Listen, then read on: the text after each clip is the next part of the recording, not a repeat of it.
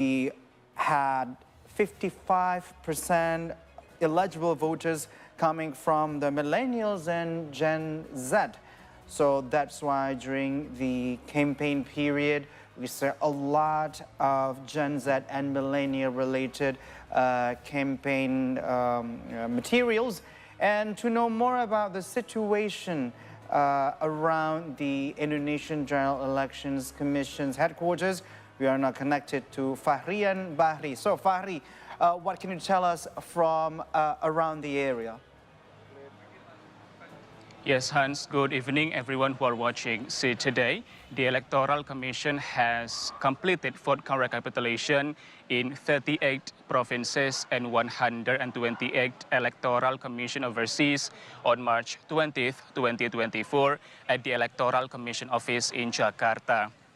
After 35 days, starting from February 15th until March 20th, 2024, the Electoral Commission is announcing the results of national vote count recapitulation regarding starting from legislative members and then also proceed into presidential and vice presidential election.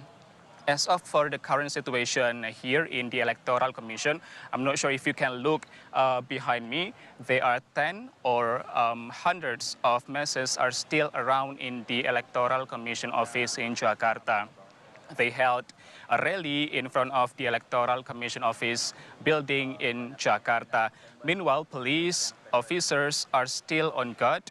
The police deployed for about 1,910 personnel to secure the Electoral Commission office in Jakarta. Also appeared a number of House of Representatives, witnesses from each presidential and vice presidential candidate, also witnesses from political parties, as well as coordinating Minister of Law, Politics and Security, Hadi Cahyanto, also Home Affairs Minister, Tito Karnavian, has already in the Electoral Commission office. That's all I can tell you regarding the situation here in the Electoral Commission office in Jakarta. Back to studio. Thank you so much, Fahrian Bahri, from the headquarters of Electoral Commissions. And also, we are still waiting for more updates from you. Thank you so much, Fahri. And the Electoral Commission held a plenary meeting for the official vote count results. The deadline is today, which we know the people of Indonesia have cast their ballots on 14th of February, and that's go for the book on the course of history of the country, since the people will determine who will be the next leader of the country for the next 5 years. And we are still waiting for the Electoral Commission to announce the results. And today is the deadline, and the Electoral Commission has completed the vote count for 38 provinces and all overseas election committees.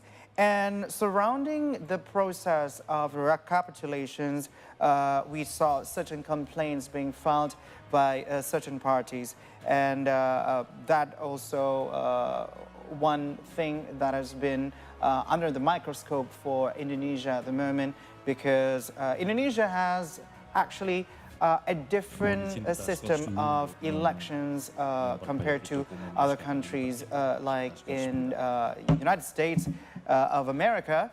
We saw the elections being held in several stages, and even in Russia that we just heard a couple of days ago with Vladimir Putin won in a landslide victory.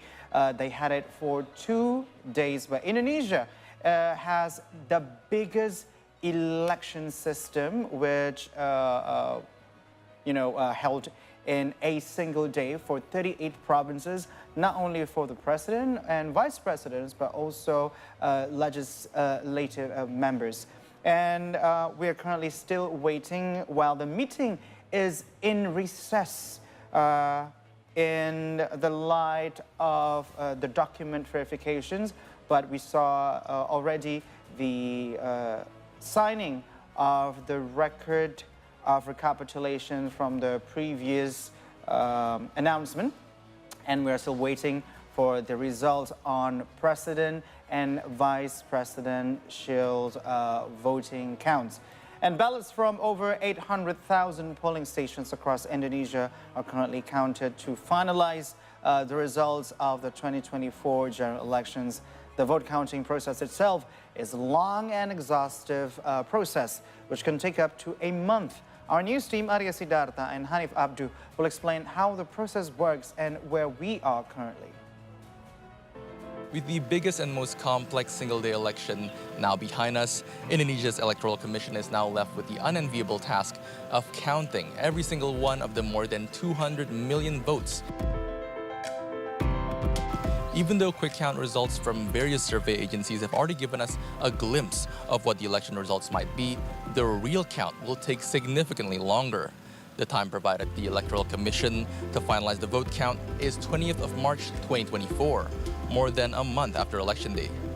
The vote count process starts from the district level, with the district election organizers conducting the vote count.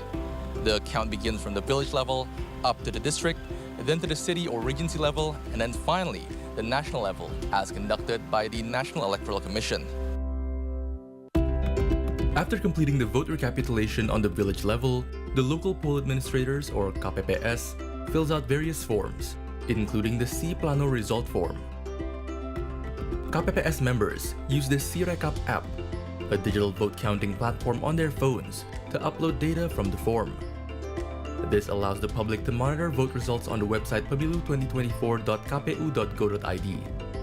As the vote recapitulation progresses from the village to the district level, the election committee tallies the votes based on the completed forms.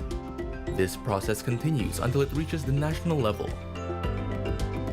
The count is done transparently to ensure the election remains fair and just, as it will be accompanied by witnesses from various different interest groups, such as participants of the election, members of the District Election Oversight Board, Election Day organizers, and members of the public, among others. Witnesses also have the opportunity to raise objections should they find any discrepancies during the vote counting. KPPS then addresses these objections raised by the witnesses.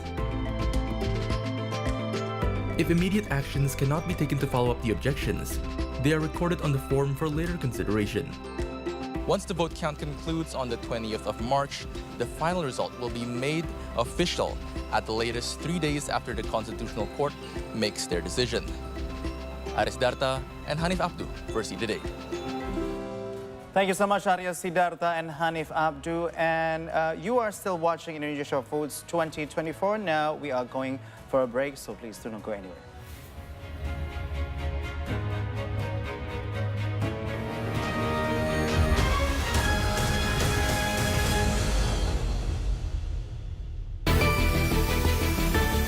Welcome to C Today Business, your go-to source for the latest economic and business updates from Indonesia, Southeast Asia, and around the globe. Get ready for a power-packed show of insights, interviews, and analysis that will keep you ahead of the curve.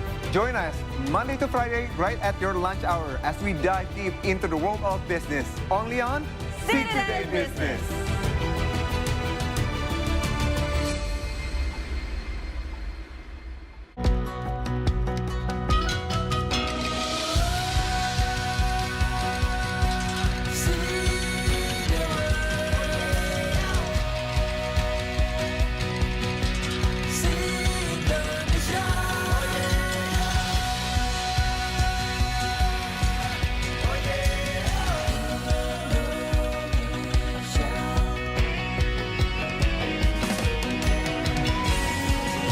So spicy.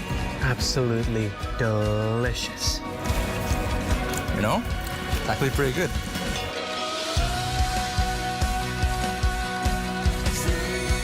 Satu, dua, tiga.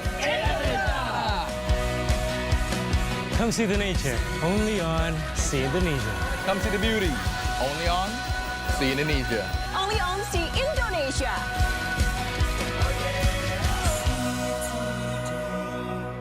Kenapa sih dia selalu mau eksis kalau aku syuting? Ijo sama yang merah ini tuh rumah pribumi. Jadi aku taruh di dalam, makanya rasanya lebih welcome gitu. Modern banget.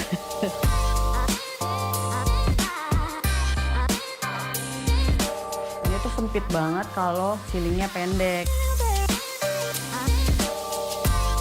Menurut aku ya, kita belum ngerasa memiliki kalau belum ada sejarahnya.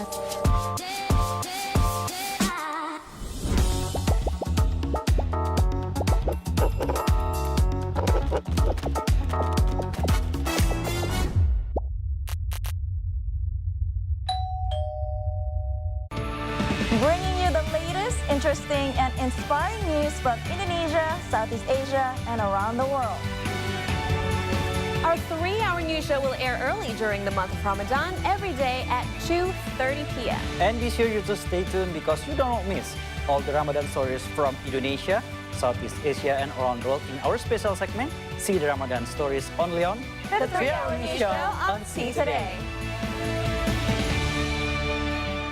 A group of volunteers operating in the south of the city has united to assist displaced children in a refugee camp in Rafah in overcoming the trauma of war.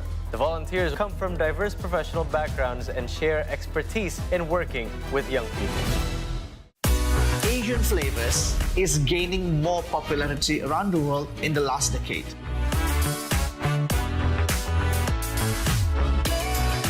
Personally love this, not just because it is familiar for our palate, but because the airiness, the textures of the youtiao, it's completely different than baguette. So with those appetites and with those pleasure-driven people, Menteng is a very special place for restaurant. Ke Binjai mau migrasi. Cakep. Anjay, aku depotsi. Ya, aku cuma mau bilang hari ini kamu tuh cantik loh. Aduh ya Allah. Oke lah kalau penampilan dia nggak sebaik itu, nggak sebagus itu, nggak seganteng itu, tapi itu hatinya dia sebaik itu dan tidak ada orang yang pernah gue temuin hatinya sebaik Mas. Pemain.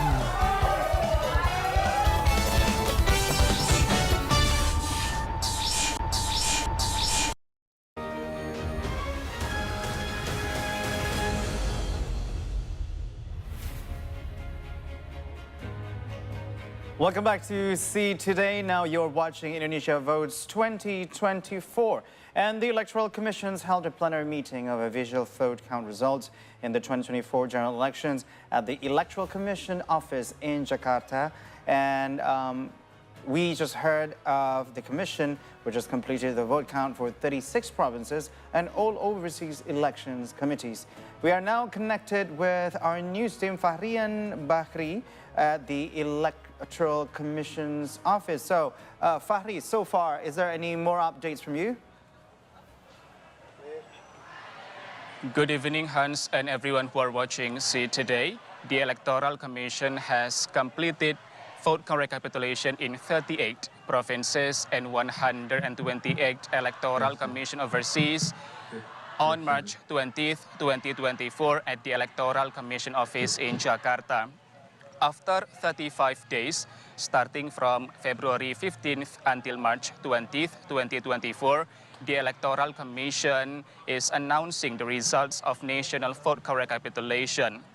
The plenary meeting is about to pause, and it is about to announce several minutes later. And for the results, presidential and vice presidential candidate number 2, Prabowo Subianto and Gibran Rakabuming Raka, got 96 million votes, or ahead in 36 provinces. Meanwhile, presidential and vice presidential candidate number 1, Anies Rashid Baswedan and Muhaimin Iskandar, got 40.9 million votes, or ahead in 2 provinces, which is Aceh and West Sumatra.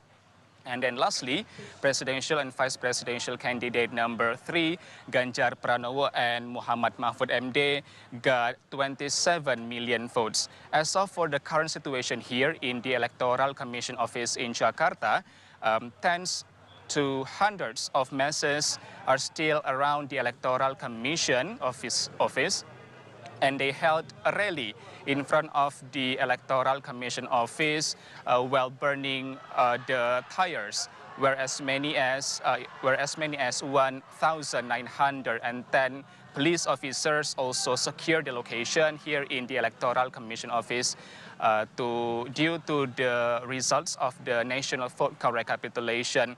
And then regarding the Electoral Commission has announced the results, it should be noted that this is not a determination of general election results, because regarding to the existing rules, namely law number 7 of 2017 concerning general election, each participants in the general election still have the opportunity to submit a dispute or dispute results of the general election to the Constitutional Court, where election participants have 3 days of deadline after the announcement of national vote count recapitulation conducted by the Electoral Commission, which is on March 21st to 23rd, 2024, to submit a general election dispute application, where the dispute process regarding presidential and vice presidential candidate, starting from submission to the hearings decisions, starts from March 23rd to May 7th, 2024. We are still waiting for the recapitulation process, the national vote recapitulation process conducted by the Electoral Commission. Due to the pause, they need to fix the documents before they officially announced the results of national vote recapitulation. Hans, back to you. Thank you so much, Fahri and Bahri, and also Adin Fatoni from the Electoral Commission's headquarters in Jakarta. And we will be waiting for more updates from you. So currently, what we heard from Fahri and Bahri is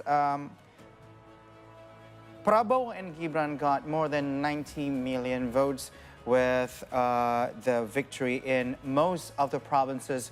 We heard about 34 provinces, and Anies Baswedan won in the remaining 2. And currently in Prabowo Gibran headquarters, a lot of political elites have gathered in the event that they had since 5:45 this afternoon, and proceeded with breakfasting, as we are now still in the holy month of Ramadan. And also, to be exact, in the whole entirety, Prabowo and Gibran have gathered the vote from 94.5 million, or 58.51%. And currently we are looking at the situation at the headquarters of Prabowo and Gibran in Kertanegara Street in South Jakarta. And people are still waiting outside of the building, not only their supporters, but also the medias, to hear directly from them the comments on the results from the Electoral Commissions. And as we all know, as we all heard before, that they gathered more votes than the other 2 candidate pairs. They've gathered more than 90 million votes in Indonesia. So it was counted from 36 provinces and 128 electoral posts outside of the country.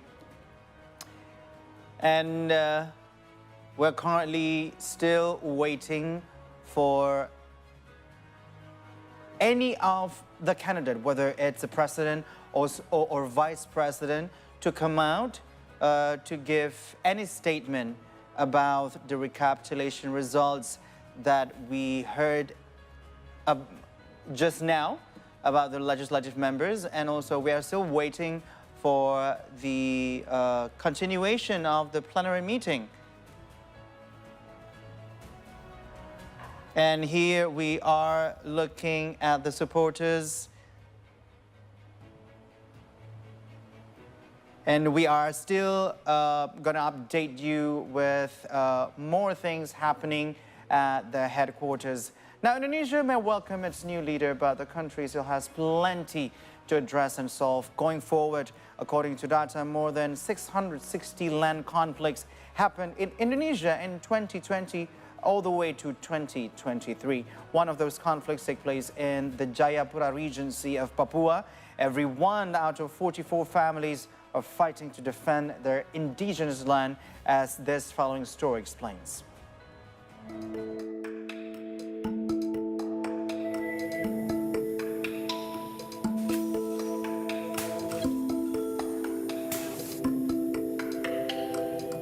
Jangan main-main adat. Bagi saya tidak boleh main-main adat. Kalau Anda tahu adat, baru Anda pakai itu. Kalau Anda tidak tahu adat, jangan.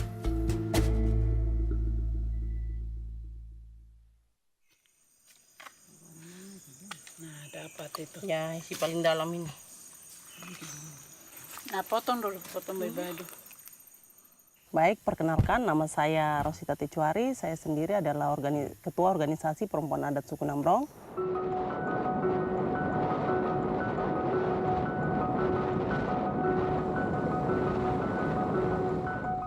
Last December, Rosita took me to see a part of the forest that belongs to the Namblong tribe.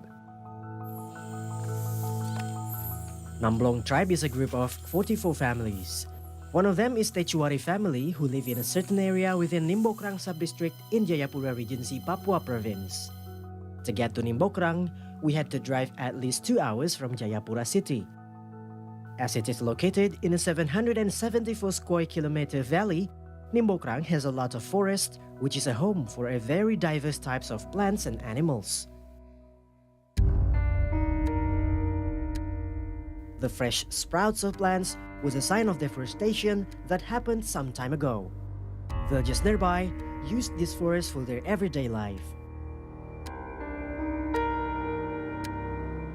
However, their livelihoods are currently in jeopardy as their forest is being taken over.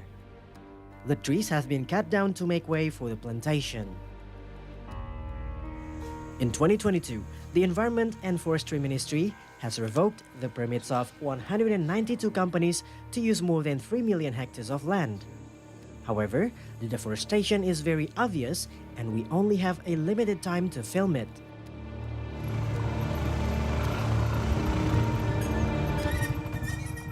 We're heading back to the village. Let's hope that this road leads us. Let's hope we tread this road in the safest way possible. After seeing the deforestation, we went to an area where the forest was still intact. It was located not far from the area that was recently deforested. It is within the customary territory of the Namblong tribe. Now people, what's in front of me is Muaif River in the valley of Grime. Now this part of land where I'm standing is a part of land that is being safeguarded by people of Nambrong up until today. So let's then continue towards our location or target.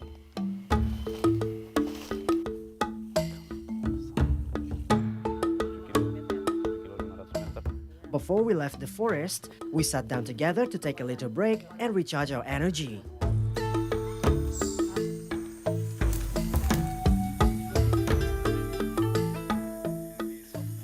We did not bring any food on this trip, but do not worry because the forest has provided us with what we need, calories, but not the usual one. Ya, isi paling dalam ini. Nah, potong dulu, potong baju. A bit like cassava, singkong, dried out. There's a sweet taste a little to this. Mama, yang manisnya ada?